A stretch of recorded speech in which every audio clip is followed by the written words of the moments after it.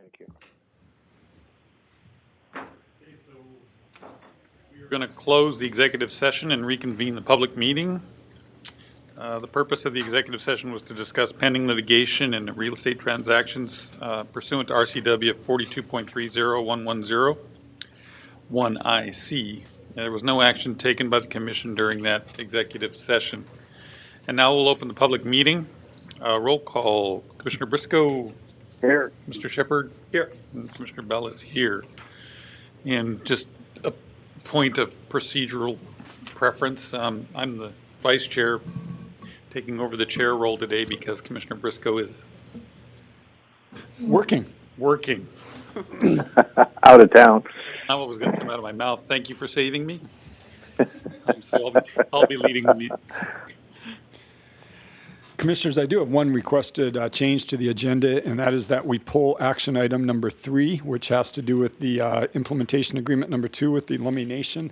No big reasons or red flags here, just that we didn't quite get our I's dotted and our T's crossed to get this on both ours and the Lummi Nation's agenda for this meeting, so we're going to push this off to early February. Agreed. I'm okay with that. Sounds good. Thank you. That doesn't require a vote, does it? So done. Okay. During this meeting, we're going to have 2 public comment periods, one at 4:30 and one again at 5:30. Out of respect for everyone who wants to speak to the commission, we ask that you hold your comments to about 3 minutes. We'll allocate about 15 minutes to this if anybody wants to speak. I have one person signed up. If there's anybody else that wants to speak, feel free to join in. We'll ask for you to come up later. So let's start with Keith Johnson.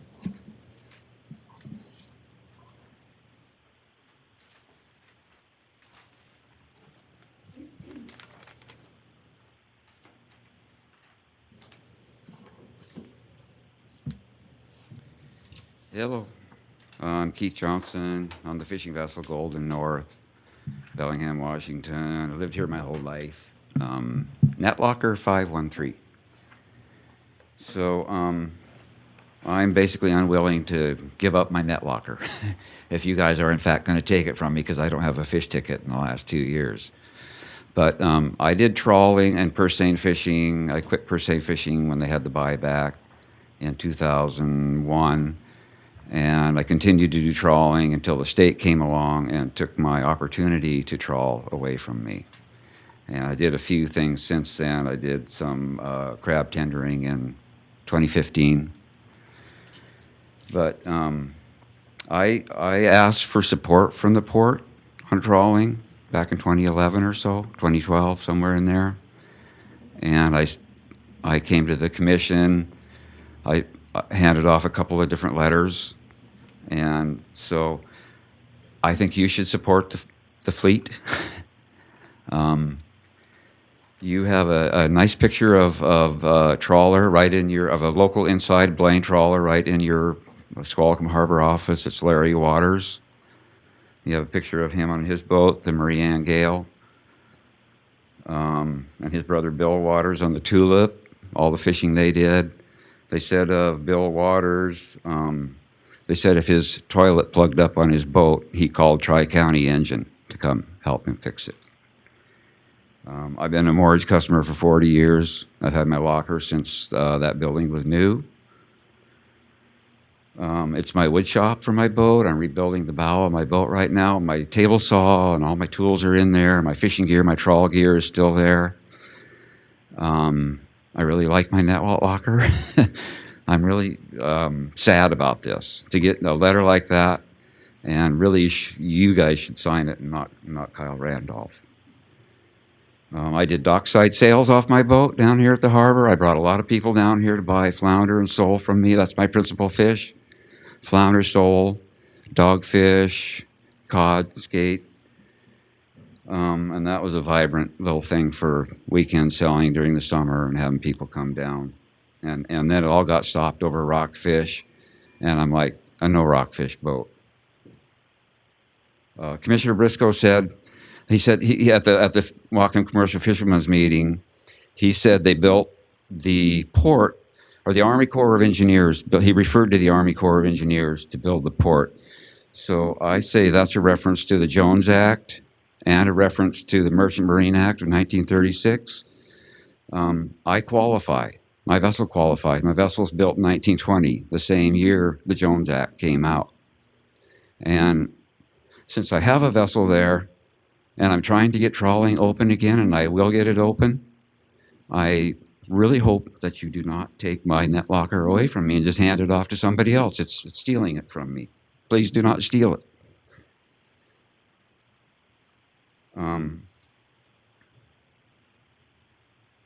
Yeah, I was there. I was on the list for the lockers in 1980. It's unethical. It's not ethical to just take it from me and hand it to somebody else. I want you to think about that for a little while. So I was forced to diversify. So now I work at Bruce Cox Imports for Bruce Cox and Charlie Cox, where they like me over there, and I'm not sure if you guys like me over here. You need trawlers to help grow Chinook salmon. You can't help Chinook salmon with salmon fishing or crab fishing. But if you go out and fish the predator species such as dogfish and skates and other fish, then you'll help Chinook salmon every day. And we've been basically, the state legislature closed us out of the South Sound in 1989, and so there's been no trawling in the whole everything south of Port Townsend since 1989, and it doesn't sound like the Chinook salmon are doing very good down there. But yeah, I have a lot to say about it. So anyway, I do believe the port supports trawling, especially since Commissioner Briscoe is a trawler, or has been. His whole family has been trawlers. His dad, his two uncles. I rescued Commissioner Briscoe when he ran his dad's boat, the Moonlight Raider. It was about 1982, and we used to fish in Saratoga Pass a lot. And he went outside Whidbey Island, outside the Navy base. And this 36-foot trawler that he was running got snagged up out there on an airplane, a sunken airplane, and was caught out there in a storm all night long. He said he said he couldn't. He tried to sleep, but he kept flying out of his bunk. He said because it was blowing like 35 knots, and Commissioner Briscoe was out there, and I went out there the next morning, out through Deception Pass because we fished mostly in Saratoga Pass, and rescued Commissioner Briscoe and got his net and stuff back for him. I towed Uncle Jim Briscoe when he had the Sunlight the same night that the Tadulum sank and another boat, the Radiant, two seiners sank this very same night. And Uncle Jim Briscoe was broken down on the Sunlight, and with my little boat, I was towing him. But we were on the inside waters. We were in on Saratoga Pass.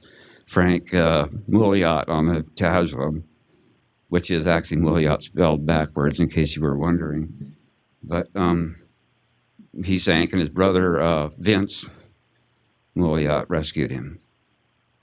And I rescued Mike Jefferson. I was the first responder to We're going to ask you to wrap up.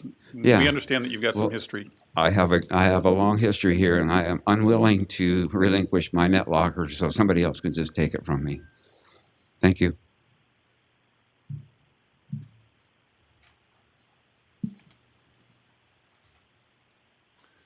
Anyone else wishing to speak?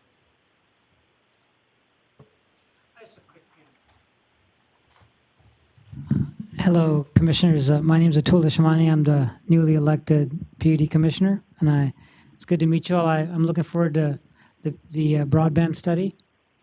Gina Starkus, I'm here. I wanted to see is there. Okay, good. So now I know what you look like. Okay, great. And so strong support of what you guys are. We're working together on that, but we'll talk about that later. Thanks. Bye bye.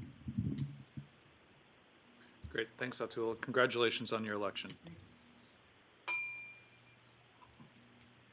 Anyone else wishing to speak before the commission? No? All right, we will close the public comment.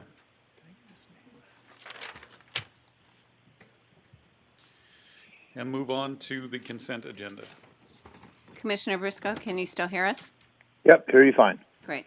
A motion to approve consent agenda items A through 0, or O, A through O. Mr. Shepherd? I have a question on M.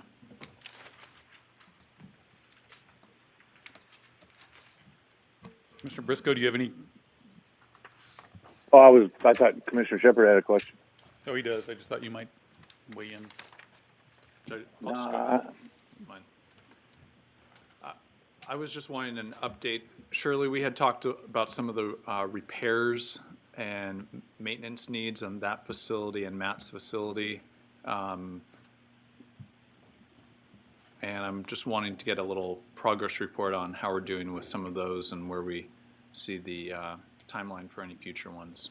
Thank you, Brady, and I anticipated you would ask that question, so Oh. Brady Scott's up. You guys are getting telepathic with me. Hello, Brady Scott, real estate representative with the port. A year ago, we entered into the 5 leases we're in now, and in those leases, we committed to some maintenance improvements, which we've proceeded with those. We also have been working on a capital project where we did initially a structural analysis and code compliance analysis of the building since we purchased those just before that time period, and we've identified several things to do on the scope of work for that capital improvement, including some structural repairs to the building, some door and railing upgrades, as well as insulation replacement. So we're currently working on the design of those and the cost estimate in preparation for the bid. And so that's moving forward. Okay. Yep. Did either of those, did we look at increasing the size of the door capacity on either of those buildings? We did replace one door initially. We're going to be at this point, not looking at increasing the size of the door, but adding one man door for egress and replacing another door. Yeah. Are the buildings, is that pretty challenging with the building structure to increase the door opening there? It is a challenging structure because of the age and how it's built. Yeah. Yeah. Okay. Okay. Thank you. Thank you. Commissioner Briscoe? No, I have nothing. And I have nothing. A motion to approve consent agenda items A through 0.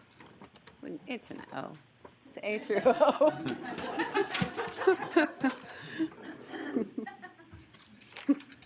So there must be a problem with that last letter. Maybe we should look at that one, Commissioner Bell. So the motion is for consent agenda items 1 through Z. Okay. All in favor? Aye. All right. Consent agenda approved. Thank you. I will take a note here just to say that, Keith, we're probably going to talk about your situation a little bit more in the other business section. I don't want you to think we're just ignoring you.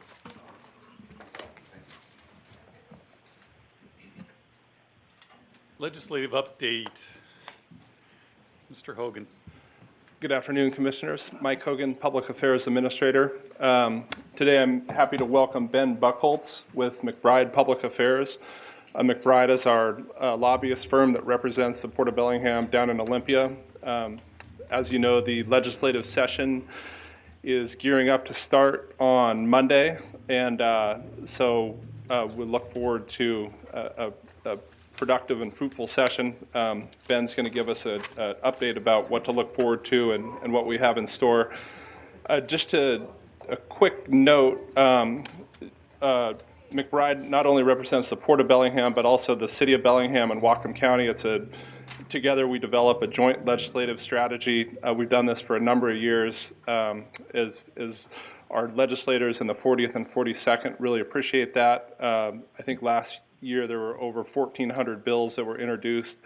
So really defining what our key objectives are and priorities for for Whatcom County has been a really effective approach in the past. So this year coming up, obviously MOTCA funding and policies always a big issue for us.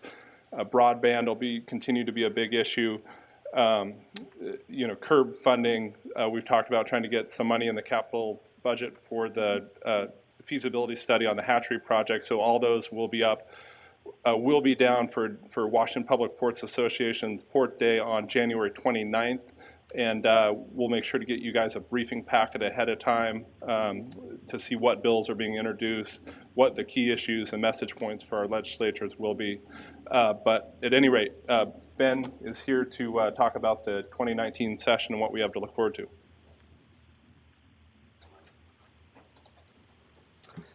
Thank you, Mike, for that introduction. Hello to the commissioners. I'm Ben Buchholz, standing in for Tom McBride tonight. The week before session is always a busy time in Olympia with everybody trying to get together and go over some of the first week agenda items. So I'll try and do my best to stand in for my business partner. Thanks for having me here to go over a legislative preview for 2019. Mike did a really nice job of sort of highlighting some of the issues that we will be working on during session. I had to chuckle a little bit when he said there were 1,400 bills introduced last year. I looked back just recently over previous years where Democrats had larger majorities in both chambers, the House and the Senate, as they do this year. On average, we see about 3,500 bills introduced in that scenario. So we plan on seeing about 3,000 to 4,000 bills, policy bills introduced, which that number is somewhat daunting to even think about to see introduced in the first 4 weeks of session. But that's part of the job, and that's why we're there. Is to be a filter and to make sure that we catch policy issues and financial issues that are of high importance to the port. So I'll just do sort of a very brief update for the elections and where we're sitting now in both chambers of the legislature, and go over some special detail of leadership positions. As most of you guys know, from newspaper articles and the media, there were quite a few changes in the legislature. In the House, the majority is now 57 seats. That's up 7 seats from 50, where last year we saw a 50-48 mix, which makes it very difficult to pass issues that are controversial. With one vote making the difference, it's easier to get things slowed down. So you're looking at a 57-41 majority for Democrats in the House. That will definitely make it easier for some of the issues that have been sitting on the sort of on the edge of passing or not passing the last 5 years. I would say those bills will start to move pretty early in session. They obviously have to go back through all of the committee process and have public hearings in the House, and then come to the floor for debate and for a vote. But from our discussions with leadership, we definitely feel like there will be movement on some of the higher, more controversial bills sooner in session than we have seen in the past 5 years. And the reason I keep mentioning 5 years is that was when the Senate switched control to the majority coalition caucus, which was made up of Republicans and one Democrat that voted with the Republicans. So those 5 years, we didn't see quite as much movement in the policy bills. We also saw a lot fewer bills introduced during the legislative session. So in the Senate, majority now has 28 seats. Democrats will control the Senate with 28 seats, 21 seats for the Republicans. That is probably the biggest takeaway from the election are those numbers right there in the Senate chamber. that's a pretty big swing, going from about 22 or 23 seats for the Democrats all the way to 28. That was somewhat of a shocker to a lot of folks that work in Olympia. And some of that was, sort of the national feeling and trend, but some of it was the fact that in a lot of seats where you had older members that had been in the Republican caucus for a lot of years, they decided to hang it up and retire, and so you had some fresh faces coming in to run for those seats, and it just wasn't a successful bid. So that mixed with sort of the national trend, you see a big switch in the Senate to 28 seats for the Democrats.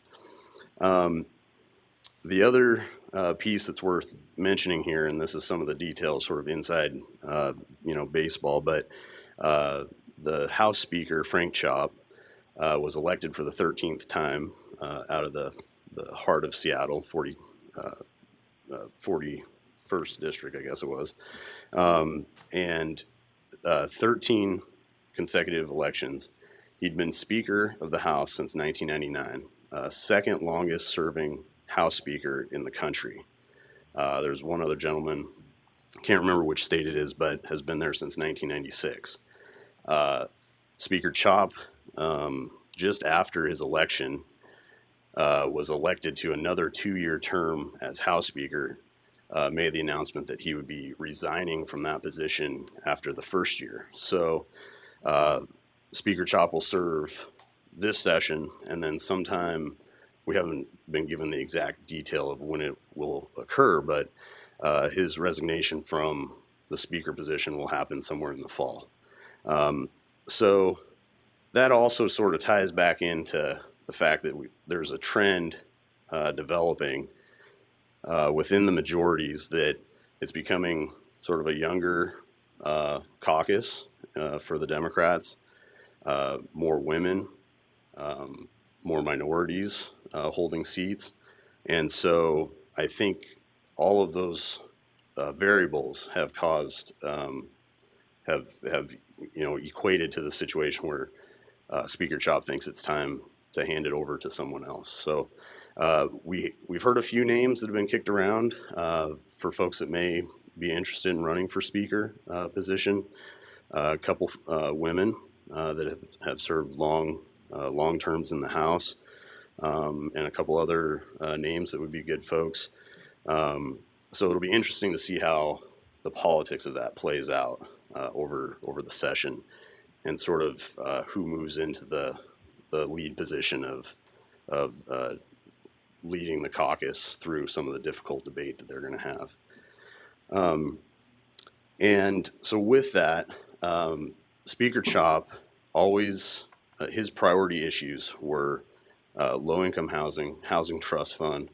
Those were sort of his issues that he really drove. And so Tom and I think that you'll see a lot of investment in low-income housing trust fund, issues of that nature, just because it'll sort of be his last push as Speaker to make sure those issues are funded.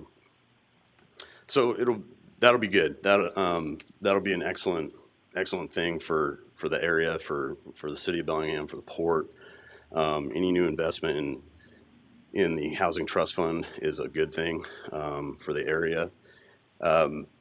And some of the other difficult topics that I mentioned that you'll see, there's going to be a long debate on a capital gains tax to help pay for some of the new general fund spending.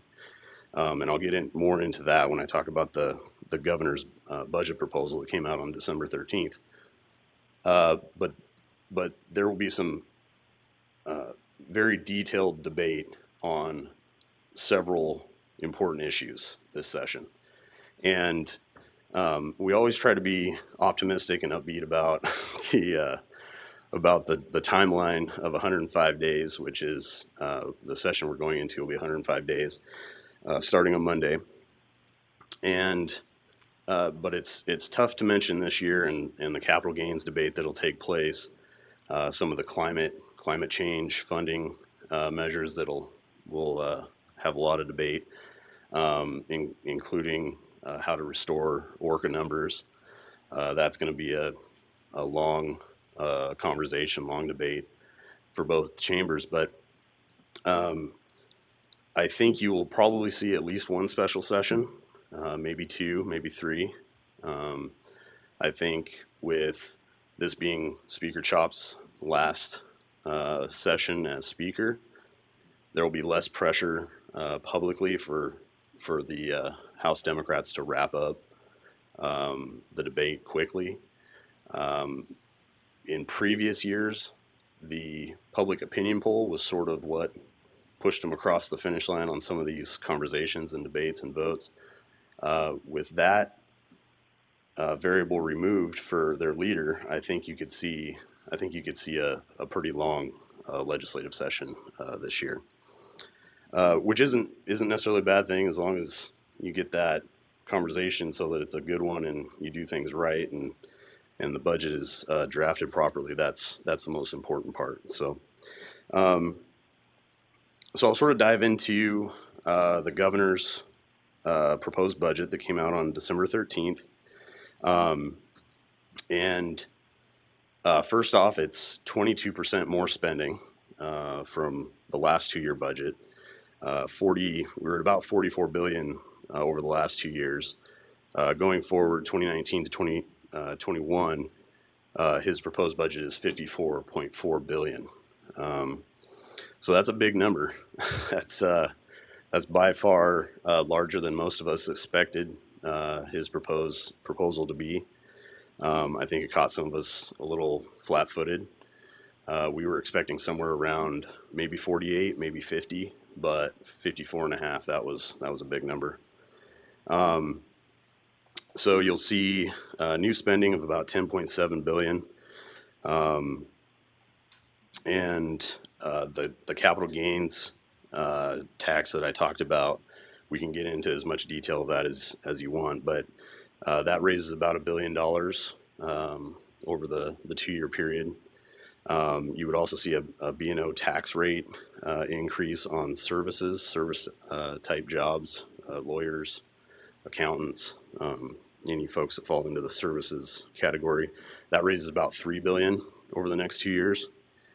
And then a real estate excise tax, graduated real estate excise tax, that raises another 400, just under 500 million to help pay for the increased spending. So, like I said, there's 3 big issues right there alone to talk about. Anytime you start getting into the tax issue, it becomes a difficult conversation. Things slow down.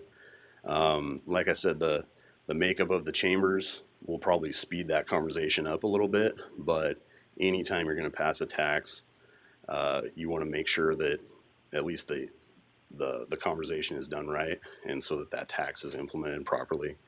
But if we were to summarize what this session will look like, I would say it'll be very challenging. You'll see a lot of policy worked on in addition to these tax conversations about real estate excise taxes and capital gains taxes and any sort of B&O rate increase. Those will be long conversations. But in the end, I think you do see, maybe not all 3, but you do see some sort of tax increase to pay for increased services, whether it's for low-income housing or if it's for ORCA recovery or some sort of climate change initiative statewide. I think there will be some sort of tax increase to pay for some of that increased spending. Governor Inslee also does quite a bit of new money for K through 12 basic ed, basic education.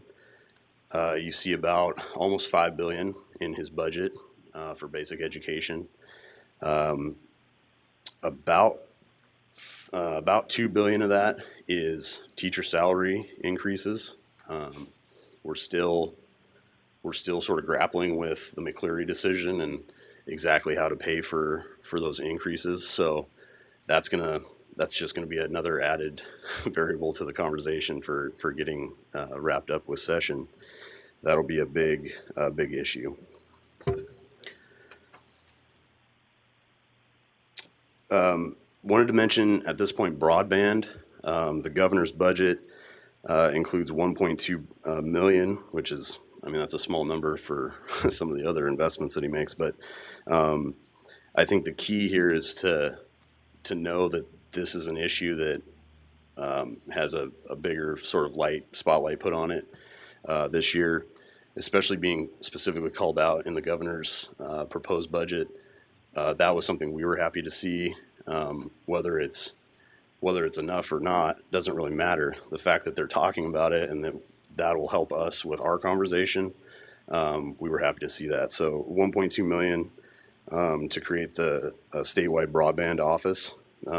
So I think that's a step in the right direction for where we're at. I already discussed sort of the homelessness issue. The governor's budget has a lot of money for the Housing Trust Fund and homelessness issues.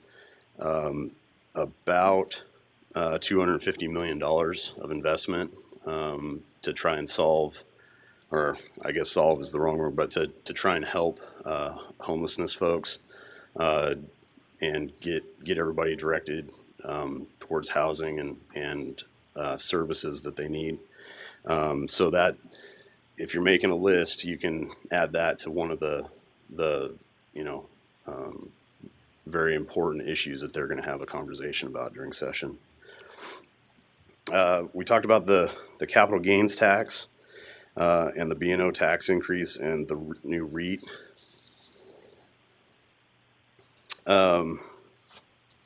So also one of the other things I wanted to highlight in the governor's proposed budget was the clean energy package. His clean energy package was released before the budget, actually, on December 10th. And it, I want to say this delicately, but it basically is part of what he is doing on a national level. And statewide, he wants to make sure that we're doing something to help with climate change. And so the clean energy package that he proposed, he basically wants to get to 1990 levels of emissions, 25% below that time. And that's a pretty strong statement from the governor to say we're going to pick 1990 and we're trying to get 25% less than that.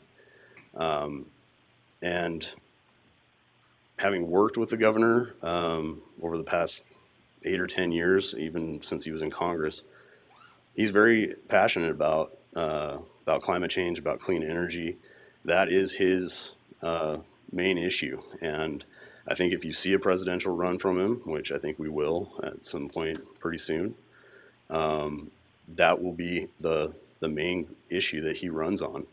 And so it didn't surprise us that this was part of sort of the package of the budget that he released.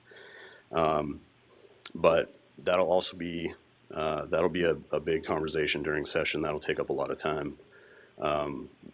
And it may not get fully funded at the levels that he's hoping, but that will be part of the conversation, I think, especially with Orca recovery issue.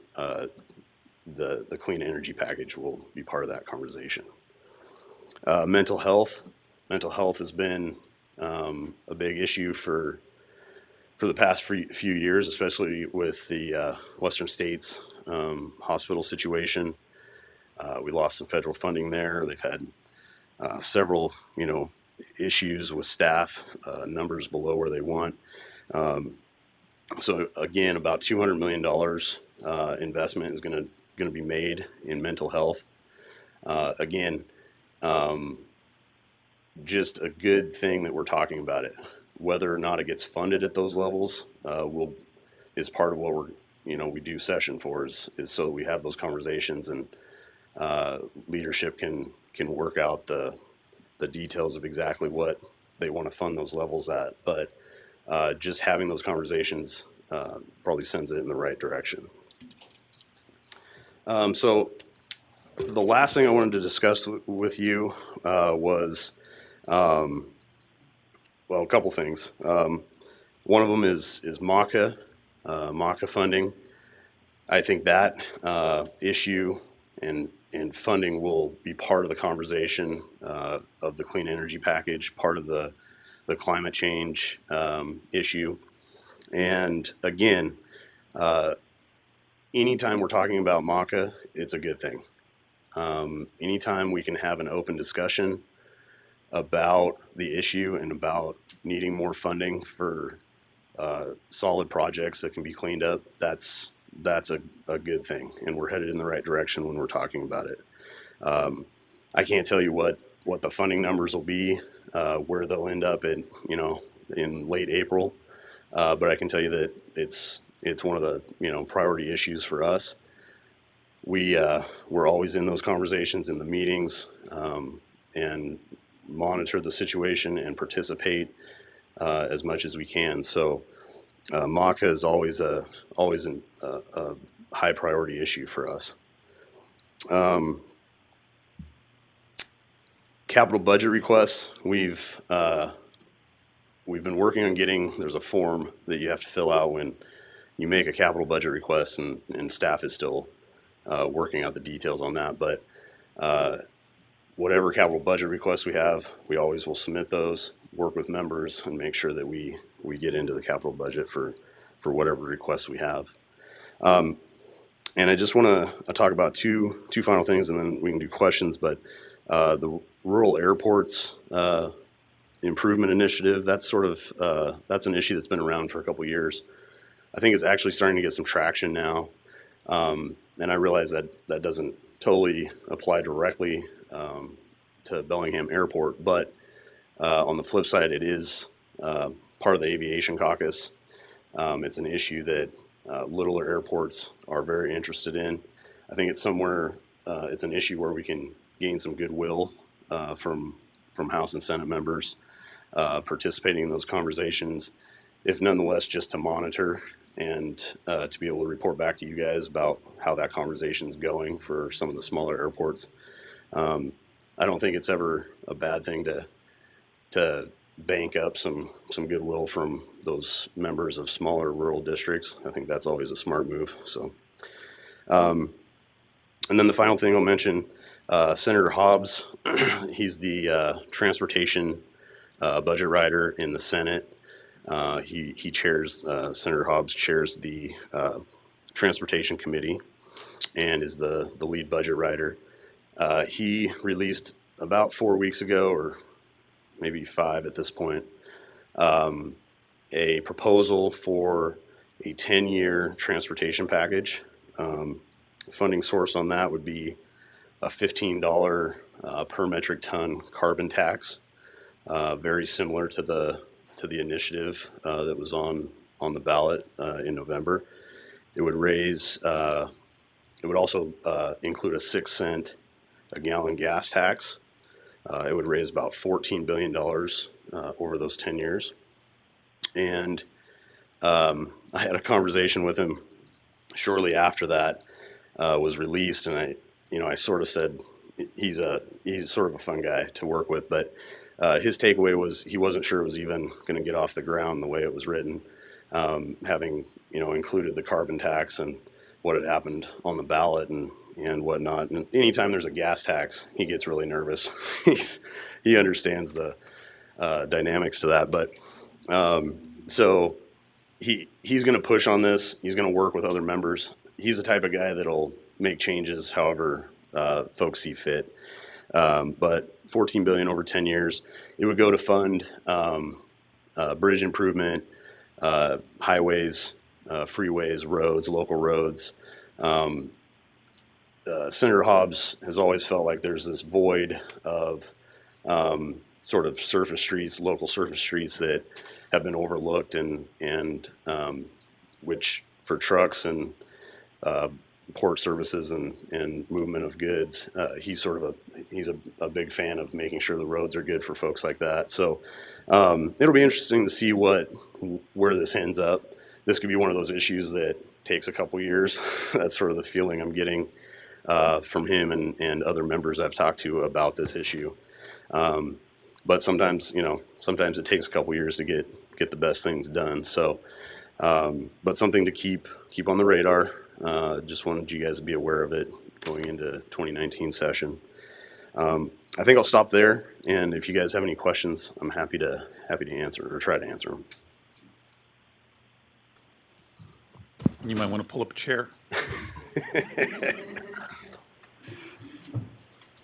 Mr. Shepherd, you want to kick this off?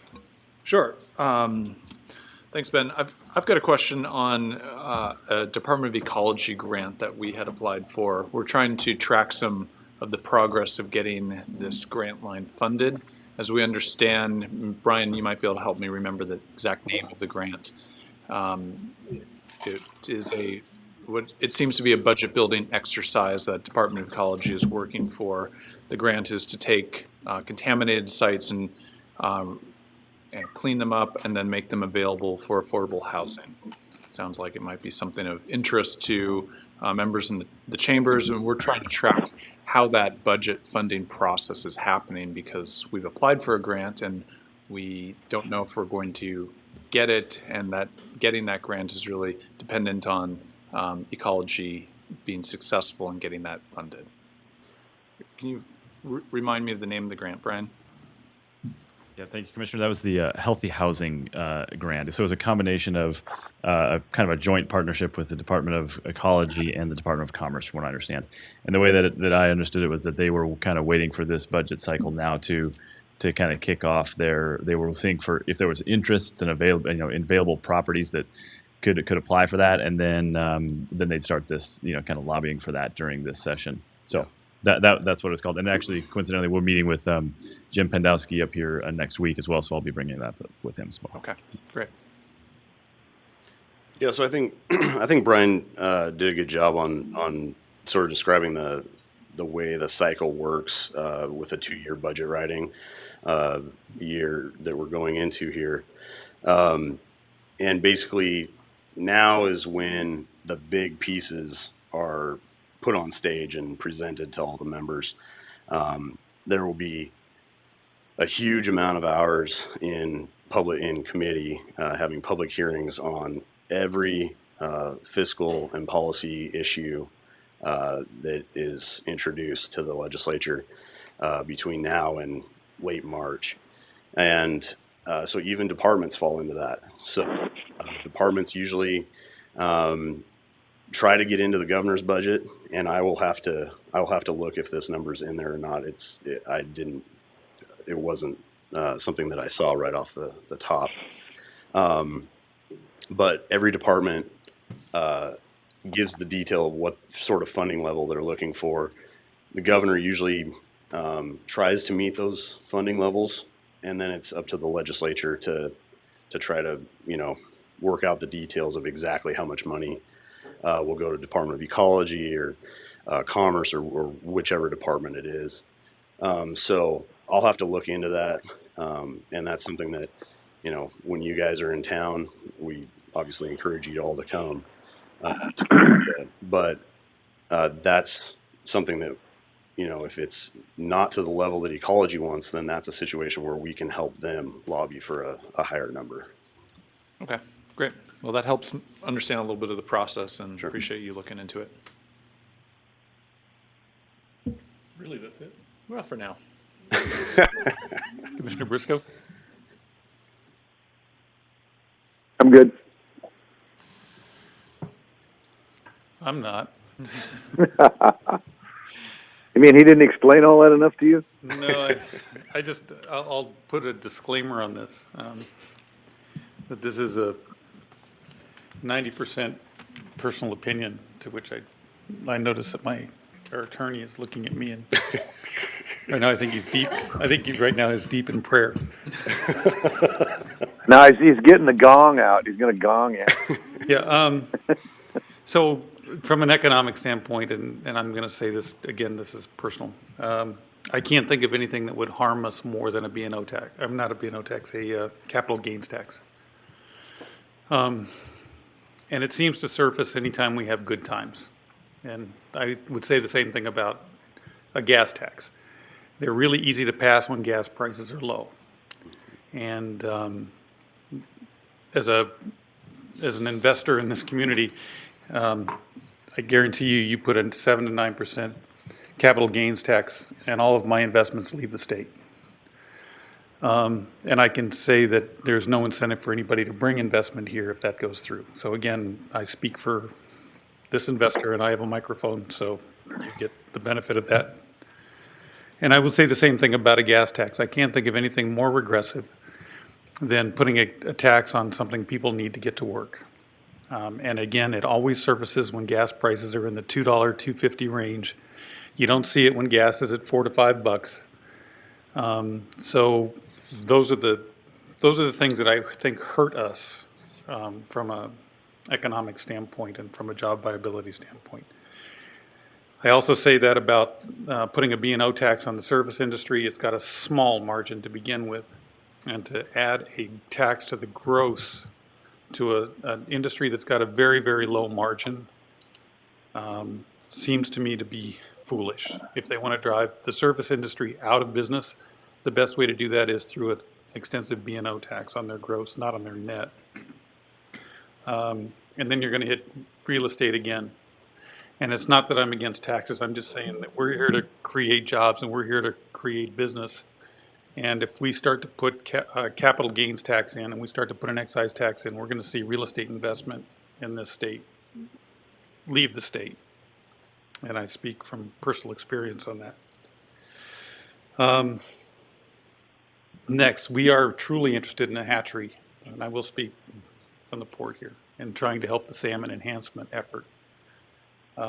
And just know that that is one of the top, that's on the top list of our priorities. Yeah, and Mike and Rob got us onto that project and idea months ago, and so we've had conversations with staff already about the feasibility or a study or whatever needs to be done to start moving in that direction. Like I said earlier, it's sort of a process, and we've started that process, and we'll see how far we can get in the next few weeks and the next month,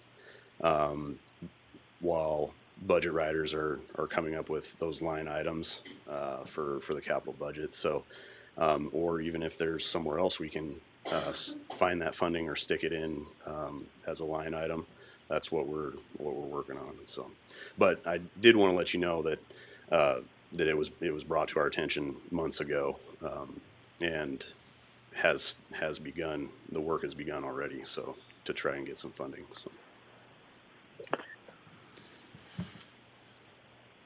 And I see that here on our objective sheet here, calling out the funding for the feasibility study.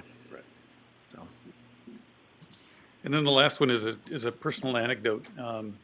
We had a real estate developer look to put in a sizable development just north of Bellas Fair Mall here in town, and it was huge. It was going to put a significant number of homes into the marketplace, which is already stretched. And during the process of going through that, they determined that there was a small pond, and you can imagine where it went from there.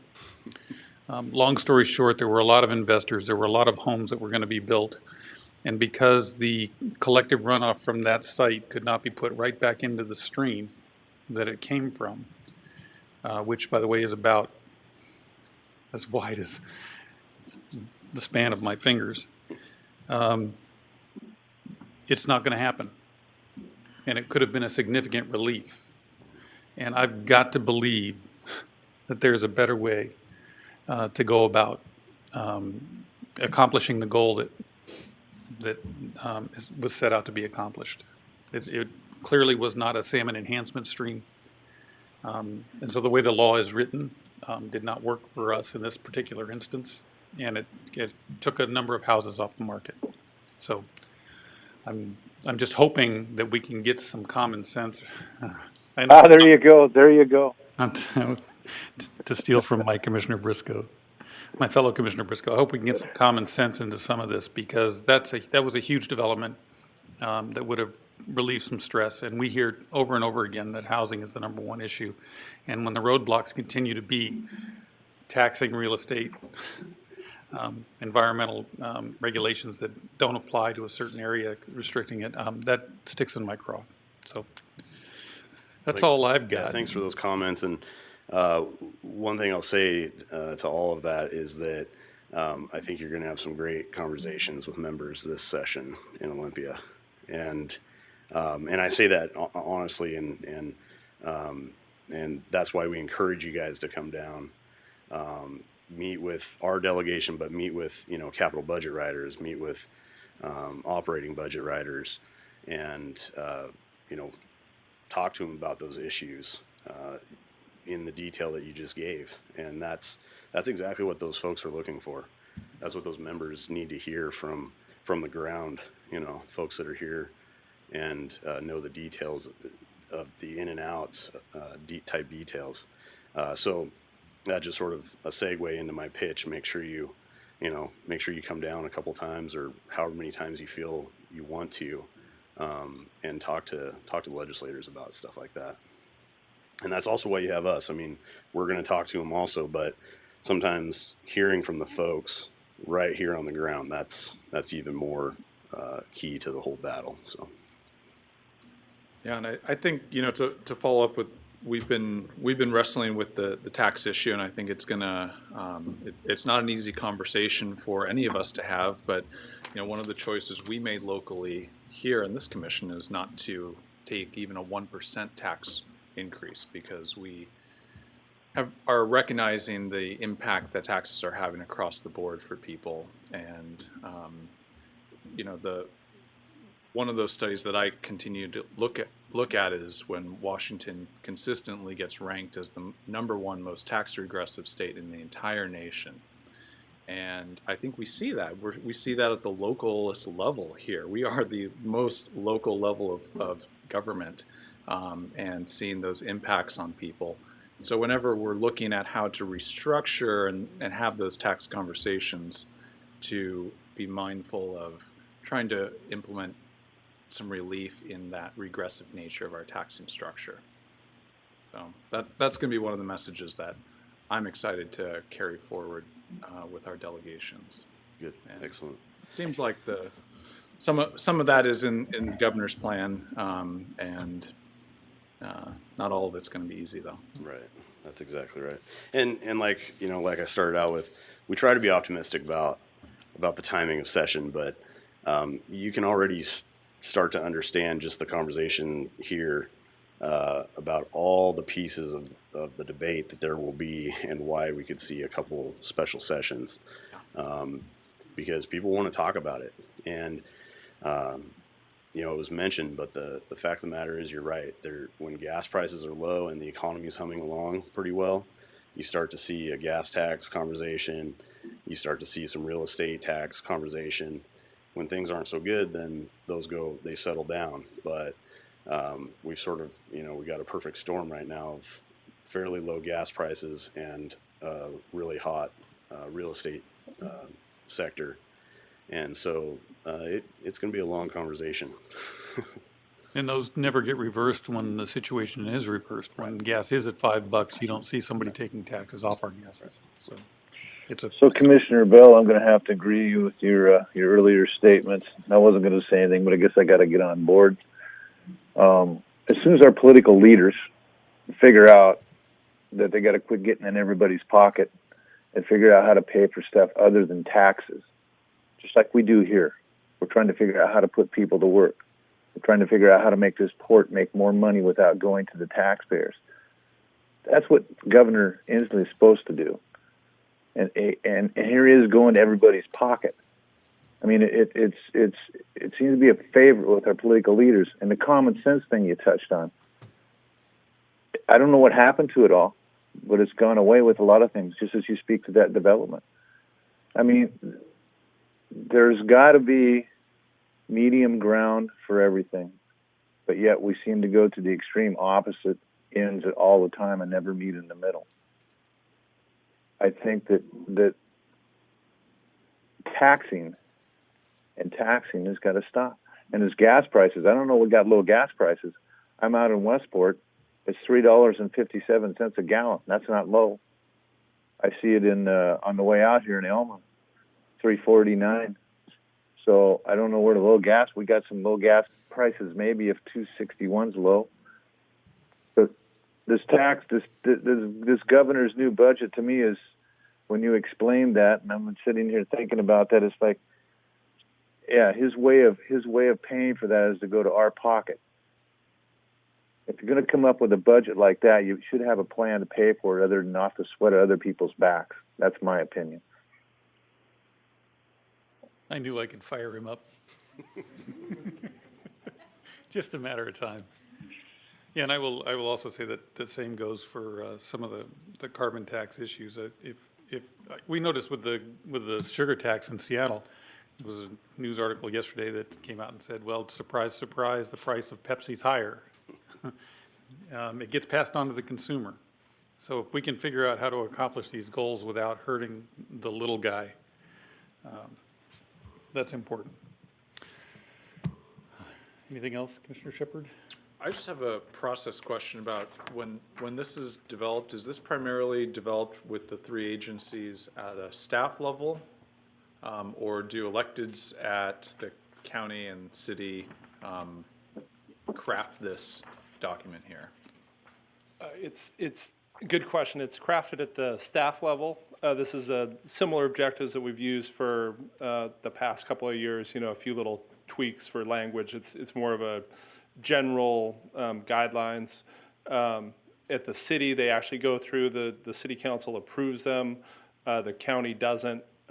We keep you guys informed if there's anything you want to add, take away, then we can do that. But it's really more of just kind of a general starting point for community priorities. So we try to keep close conversations with the commissioners and make sure, for example, the hatchery, we know that's a huge priority, and having that being supported by both the city and the county and the port really helps when we go to look for special funding. The other big one for us is MOTCA funding, and that's reflected here. A lot of the other ones in the shared objectives are really more city and county specific, but as it relates to a healthy Whatcom County, we're generally supportive. Okay. And then the devil's in the details, when we get into specific bills. There's also priorities through the Washington Public Ports Association, and then our individual agency objectives. So, okay, for me, I'd love to see the draft when this comes out before it's in the final stage. Absolutely, yeah. So that I'm able to comment on it and weigh in. Perfect, and we'll make sure. I would consider this still draft because the session hasn't started yet. So, but moving on into next year, we'll make sure to get it to you sooner. We actually typically do this presentation in November, but given there was some uncertainty in two of our races, we wanted to wait until those were determined, and then in December, McBride couldn't make it, so we're a little bit past where we would typically bring this presentation to you. Okay. But and keep in mind, this is the legislative objectives handout is probably more of a tool to let the legislators and members and our delegation know that the groups get along and are working together. And those can be the real high priority issues, but there'll be dozens of issues that we all work on together in Olympia that come up during session. And that's the thing about a session, the way that it's set up in our state, things just happen back to back to back, just rapid fire. And so that's part of our job being on the ground in Olympia, is that we catch these things. But but the LO is a starting place. Maybe that's the best way to say it. And there'll be handfuls of other priority issues that come up that we either have to work for or work against, depending on the issue. But this handout, over the years, Tom and I hear from members all the time, oh, wow, your port, county, and city all get along. That is rare in this state. And so we use that legislative objective sheet really as a strategy also. With those three logos on there, I don't think you understand how powerful that is for members in the House and Senate. And when leadership sees that and they liken it to their situation back in their district, and they say, oh, our city and county can't get along, or the port can't get along with anybody, it's a big impact to those members. So years ago when this all started, that LO, the one-page handout with all the logos on it, very valuable over the past years that we've been doing this. And again, it just shows that they're sort of a unified team from this area together working on these issues. So it's by no means all inclusive of all the issues that we have. So That's worth repeating. Don't let this limit you. If you want to add items to this, between now and we go to Olympia, we can absolutely add items to this. So. And I'd recommend that if you know somebody that we can tell those stories to, I'm more than willing to share that. Oh yeah, I've got anytime you want. I got a list of about 147 people that love to hear them. So. Well, yeah, but yeah, exactly. Get you down there and get that, get those stories told to the right people. That's what we want to do. So. How about we narrow that list down a little bit, because I've been going to Olympia since 1974 over different things and speaking. I'd like to narrow that list down to somebody that's going to listen and act on what we have to say. Well, that's a good point, Commissioner. But we do, when we go into the room with these folks, we don't touch on all these issues. We'll typically figure out which issues pertain to that particular legislator, and those are the ones we'll touch on when they're in the room with them. Because you're right, it's overwhelming otherwise. 1974, you are old, dude. That's why I'm in the cloud, Ken. Thank you guys for having me. Appreciate the time. Appreciate your time. With that, we normally take a small break, about a 5-minute break here at 5:30. We'll resume with the public comment period, which we promise everybody at 5:30. So this one will resume at about 25 minutes till the hour of 6 o'clock.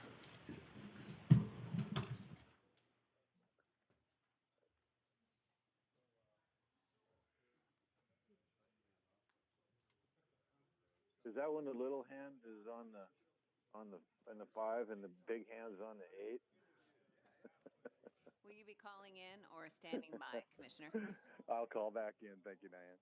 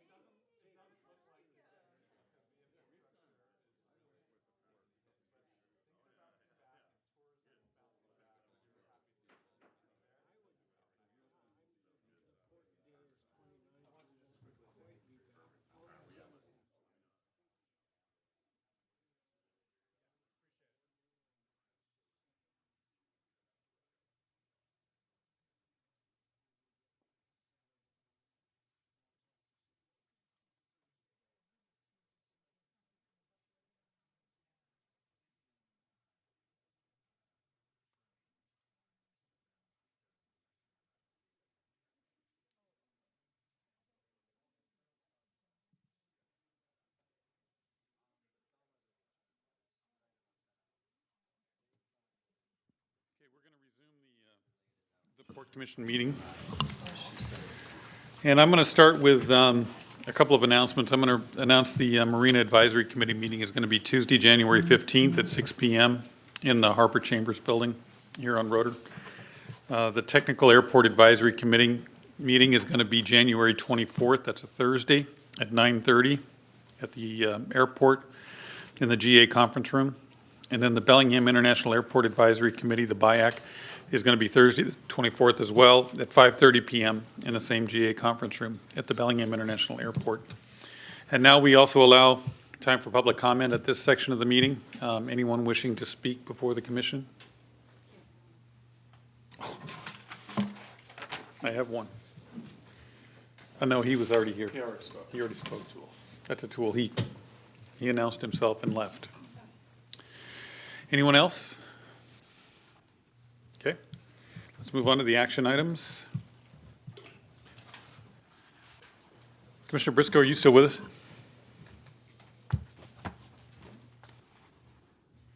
Commissioner Briscoe? You hear me okay? There we go. Thank you. Good. Ready? A motion to authorize the executive director to execute an interlocal agreement between the Port of Bellingham and the Port of Skagit for the purpose of working collaboratively to plan and implement a rural broadband network.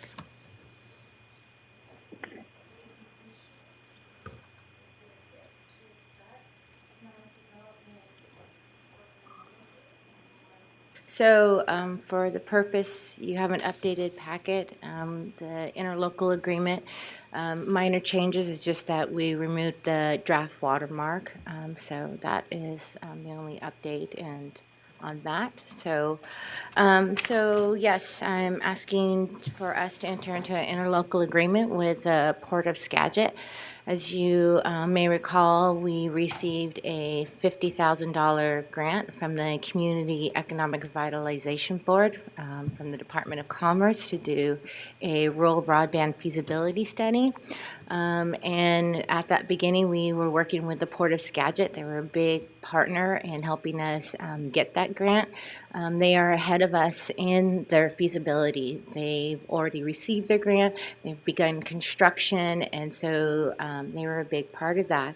And since receiving that grant, they've continued to be a really big partner in us starting our feasibilities, developing our scope of work. And so we've decided to enter into this interlocal agreement as we implement this feasibility study, as we begin to look at the implementation of our construction, and then as we look at construction dollars, and then also not only construction dollars locally, but internationally. The USA Broadband and USDA has recently put out that they are offering $600 million for rural broadband, and us having this interlocal shows this regional partnership, and we believe that it creates a really strong for us to have this interlocal and just to go for these dollars on a regional level. So that is the reason why we decided to do this interlocal. There's no fiscal impact except for the staff time for us to work together, and just ask for your approval. And any questions? And Skagit has already passed their interlocal. They did that a few months ago. So any questions? Mr. Shepard? I don't have any. Commissioner Briscoe? I don't have any. Nothing other than say I completely endorse this effort. Great, thank you. All in favor? Aye. Aye. Aye. Yay. Well done. Thank you. Congrats on getting the grant. Thank you. Appreciate It's that. a big deal. It is a big deal. And the next one's mine, so I'm just going to stay up here. A motion to authorize the executive director to execute a personal services consultant agreement with Ascent GIS Incorporated in the amount of $58,500 to conduct a rural broadband feasibility study. So this is, yes, asking you guys to go into a personal contract with Ascent to do our rural broadband feasibility study. Ascent is a local relatively, I should say, local, out of Spokane. It's a small business that's been around and has been doing this for a long time. We went into the RFP process. They were one of two that responded to our RFP. They did Skagit's feasibility study. They've worked with the Port of Whitman, Port of Reachfield, and I'm very confident that they will help us produce a feasibility study that will actually be very, very useful as we move into construction. So really will provide an implementation plan, not just a study. And so I just ask for your approval. And then it shows the fiscal impact of 58.5 is the cost, which was the lowest bid as well. Any questions? And that was fully budgeted for. Yes, thank you, Rob. Fixed. Are we as far along in the process of being able to identify what routes we think the broadband will travel? Or is that something we're really going to wait as the findings? No, thank of you. this? We did do some preliminary mapping, and we have identified routes that go all the way out to Glaciers, Nooksack, Kendall, up into, over to Blaine and Birch Bay. So we have identified some routes, yes. So And we're I'm happy thinking- to share those with you, yeah. So kind of two main branches is what we're. There's actually looking at? three. Yeah, so one goes all the way up into Glacier, and then we go up into kind of the Nooksack area, and then the third one will be over into Blaine, Birch Bay area. So there's actually three routes. Yeah. I have a question. Yes. Maybe clarification more than the question. You said almost to Blaine. No, it goes into Blaine and Okay, very into good. Birch Bay. Very good. Very good. It stops you well before your address. Just before your, just before It your stops house. just at your house, Commissioner. No kidding. Yes, all the way into all the way into Blaine. All right. neighbor Very will good. get it, I but just, you I won't. just wanted clarification because I don't want to get beat up after the meeting and we didn't get No, quite the blame. no. All the way into Blaine. Through Blaine into Birch Bay, yes. And my review of the scope of work is it's very extensive, so I think we're getting a lot of bang for our buck for what is on this list of things to do. So I'm completely supportive of this effort. Great, thank you. One more question I have is time frame on this stuff. How long does this take to complete these feasibility studies and the surveys? Well, I'm so glad that you asked. So, CURB has currently $8 million, and there is a grant deadline for March 18th. And so we are hoping to put in an application for that March 18th and get $2 million for construction. So we're hoping to have it completed by that March 18th and have, like I said, not just a study, but an actual working document that will have construction costs, construction modeling, business modeling, management modeling as well. When you say construction cost, can you break that down? What are we constructing? So we're constructing fiber routes, so pole costs, pole construction, pole designs, whether we're going, how much it would cost if we go aerial, whether we go underground, what are our permitting fees, whether it's right-of-ways. So exactly, if we are going and laying dark fiber all the way to Blaine, exactly how much will it cost to lay that dark fiber all the way to Blaine? Okay, I see. So we're not actually constructing anything. We're getting the cost of the construction. Exactly, exactly. Will it determine who partners might be in that effort so that if somebody else wanted to tag along with something we do underground, that they might be brought into the discussion? Yes, so for instance, right now I'm in conversations with PSC to find out what are the costs for pole designs, pole leasing, so who would be that partner? And then as you know, PUD is our partner. So a big part of this process is who is our partners along the way. Yes. So when you say poles, we could essentially we would lease pole to put the wires to? Yeah, we would lease poles from PSC. And so identifying what those lease pole rates would be So we're having conversations with PSC to see what that would be, or what are the potential alternatives to lease pole rates. So we're having those conversations as well. Thank you. Well, I like that timeline. March is ambitious. Are they able to turn around for us on that? Yes, yes, and that is another main reason why we chose Ascent. He's very familiar with this area. He's, like I said, he's done this project in a very tight timeline for Skagit and did an amazing job. He's not just going to give us a study and walk away, which is another reason why I picked him. He's continuing to work with Skagit and will continue to work with us during the construction phase as well. So that was another reason why we chose Ascent. Yeah. Well, great. Well, you can tell we're all go, go, go on broadband. Yes, So, yes, we I appreciate your support. We appreciate the rapid implementation here. Thank you. And going after those next round of grant funding. Yes, thank you. Any other questions? Well done. You guys ready to vote? Let's do it. All in favor? Okay, well, could we have Diane read this again, please? A motion to authorize the executive director to execute a personal services consultant agreement with Ascent GIS Incorporated in the amount of $58,500 to conduct a rural broadband feasibility study.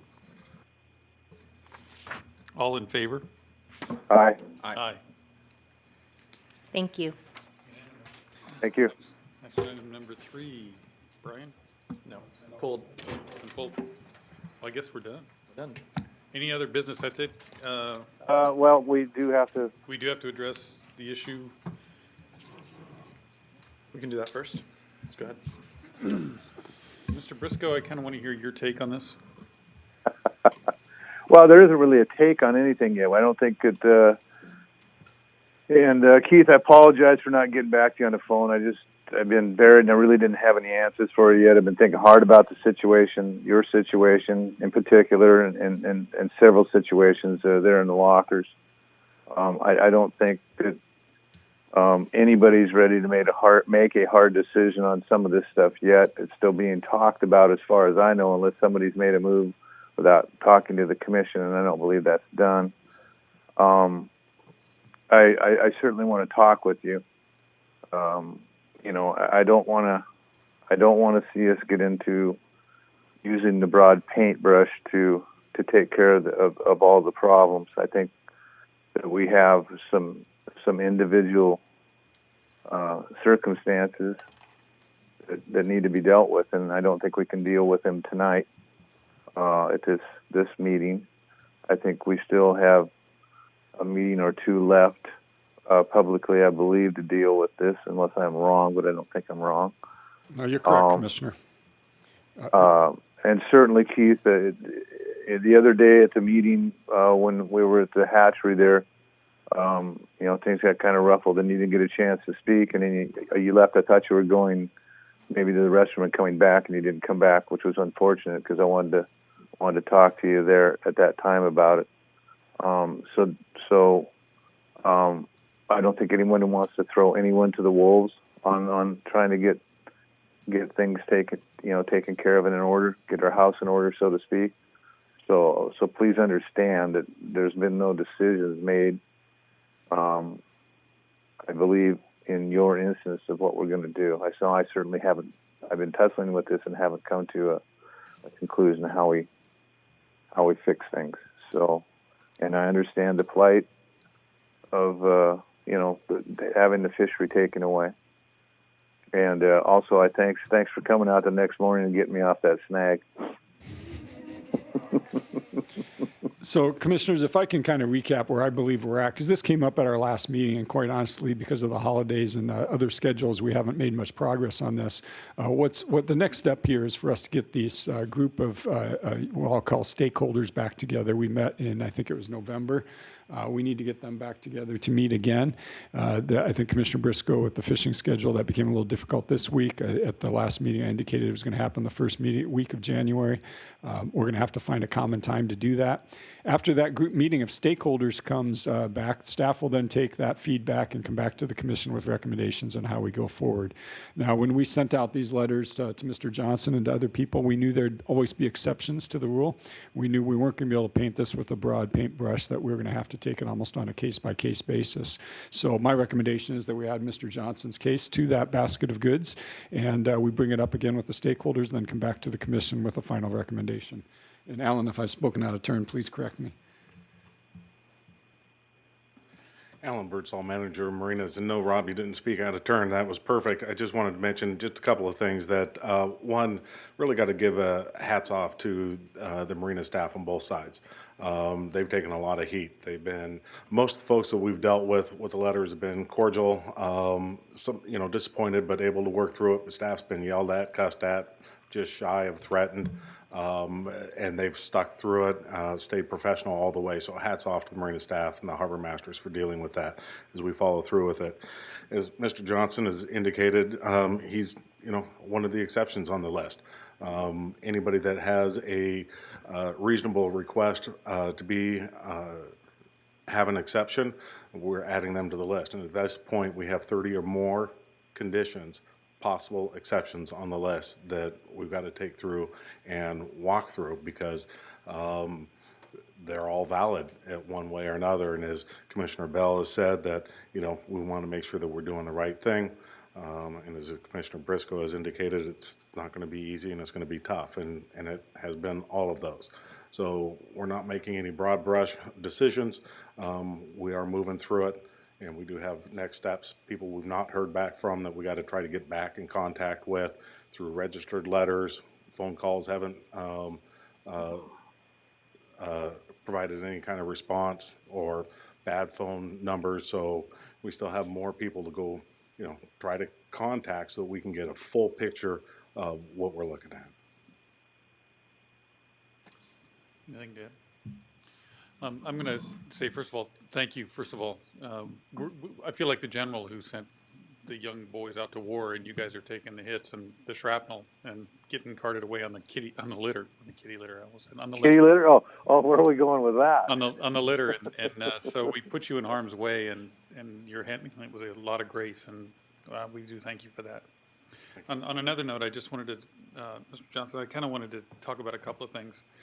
And it was probably more the way you phrased things that I had a reaction to than anything else. And the first one is that we are dealing with public property, and you spoke from a position of ownership on this.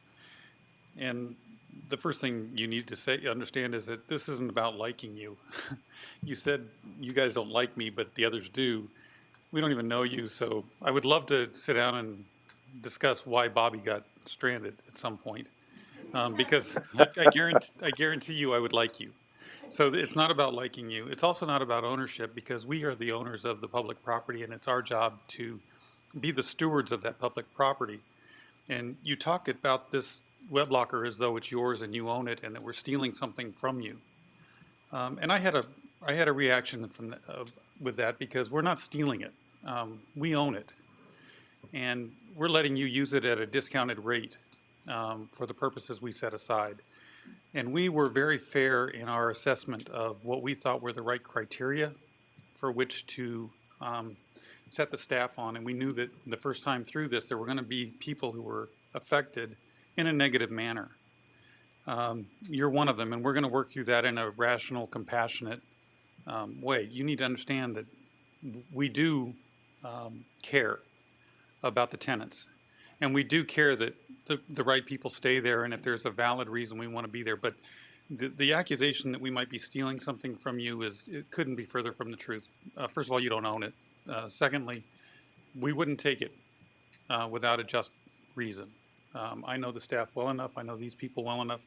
We've given them adequate direction that we're not going to steal anything. And the fact that you described it as unethical. Our direction to staff was to do the right thing, not to do something unethical. So if it's the right thing, it will happen. And we've given them a lot of latitude. I trust completely the people who are doing this. It's not a decision the commission's going to make. It's one that I personally am going to allow the staff to make. So while I appreciate the appeal, I just wanted to respond to those things. We do own it. It is our job to be good stewards of it and to steward it in a proper fashion. Nobody's trying to do anything unethical. We're trying to be as ethical as possible. And for God's sake, we're not trying to steal something that you own. We understood that. We had to start somewhere. And just know that you're being treated in the most fair.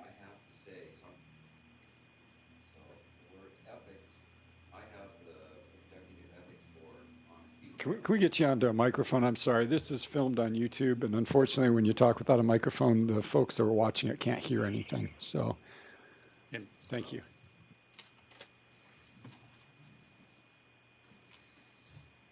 What I meant with ethics was, well, how about seniority? Seniority, and where I work at Bruce Cox Imports now, you know, it's a valuable thing that I'm doing for my community, but unfortunately, they don't give me a fish ticket there. But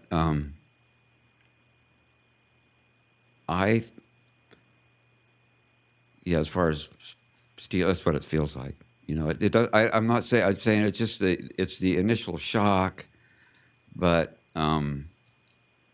it's a space that I value a lot, and you know, I can't replace it. I cannot replace it. I mean, are there people that are willing to relinquish their lockers? Several people. And also, I suggested that maybe we could build another set of lockers, you know, charge everybody a little bit more if there's a space around here somewhere. But, and I said, well, what about the space next to the old Redden building? But we can't use that because they bring their ferry boats through there.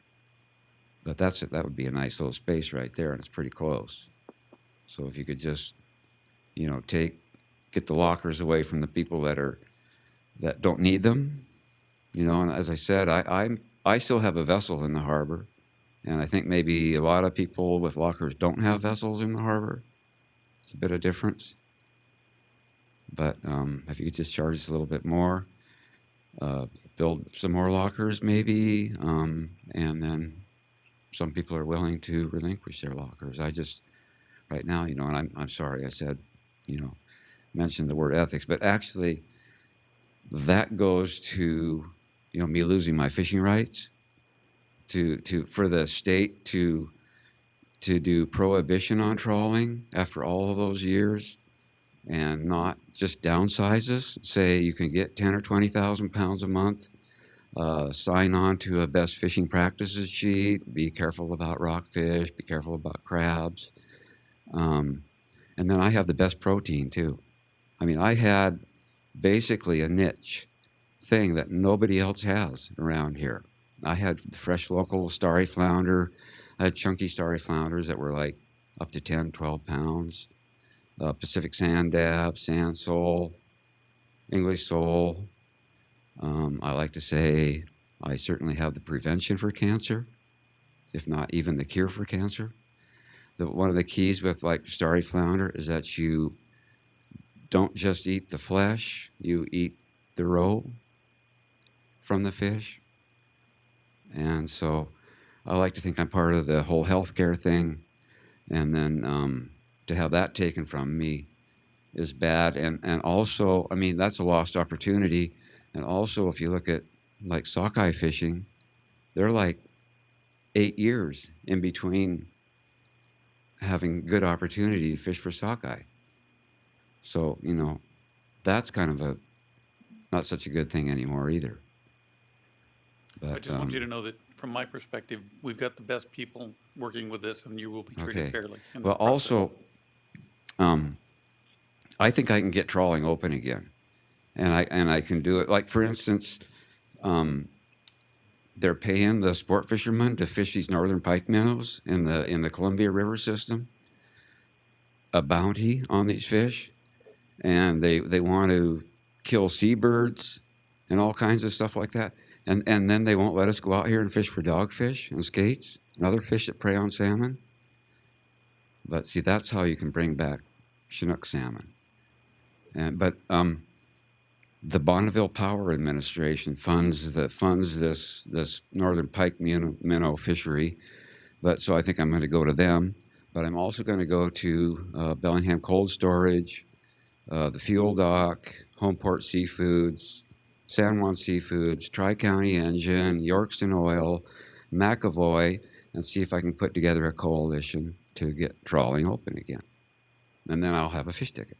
And all I need is 1 pound of fish every 2 years to qualify. I wish you well with that. One fish ticket every 2 years. That's all I need. I wish you well with that. Okay, thank Really you. do. Thank you. Any other business? Commissioner Briscoe? Well, I was kind of curious what we got going on at Blaine with our projects up there. Which project's that, sir? Oh, well, how's our web locker settling coming? Oh, I think the settling is settled down, if I can. All right, good one, Rob. No, it is. Over here we have an update from an actual engineer. He'll give you more technical terms.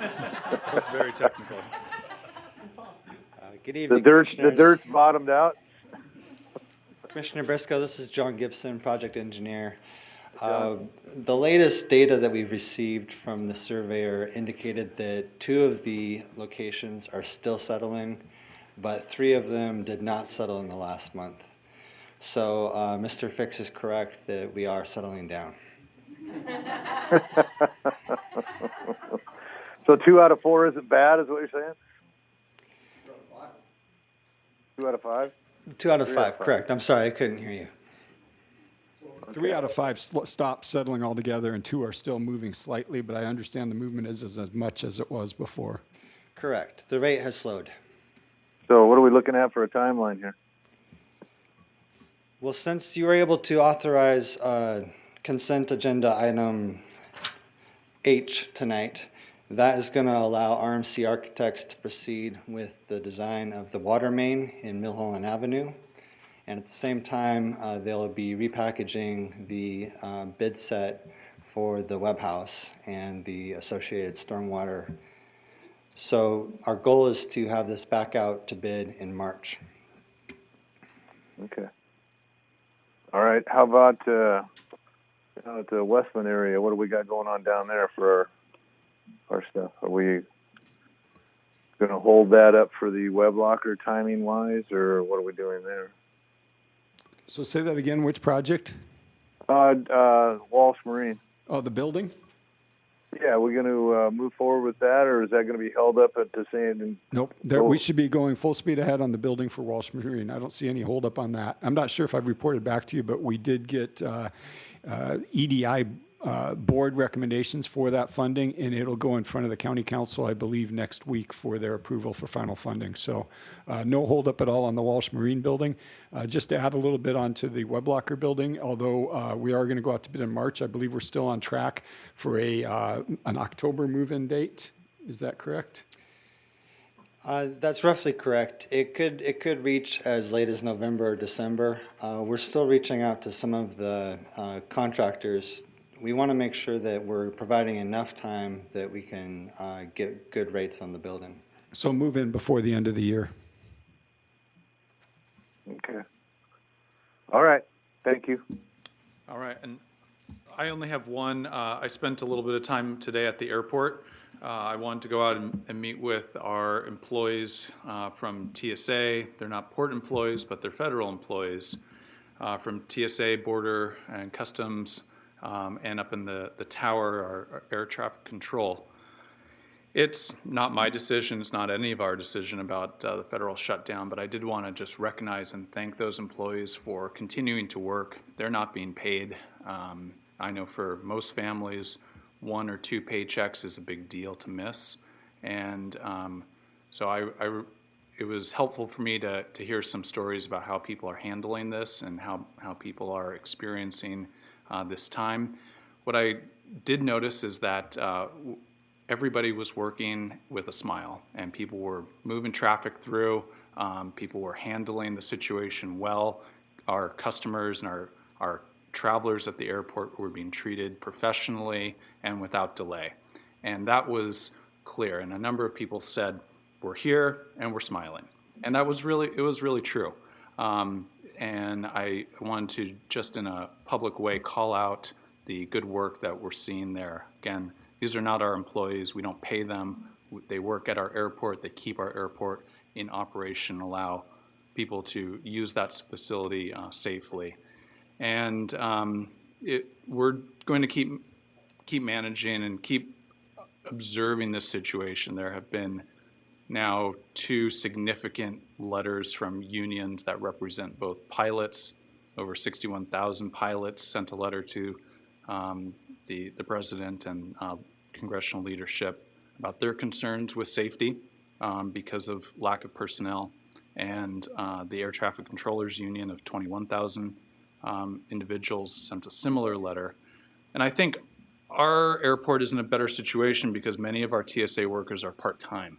And so they're actually able to hold multiple jobs, and they still have a paying job in addition to their currently volunteer position, which it puts our airport at a better situation than some airports like LAX and Seattle, which have more full-time staff, which are experiencing much higher rates of call-outs and not showing up to work, which I get. And so our primary objective, I shared over and over, is that we want this to be a safe airport and we want it to operate well.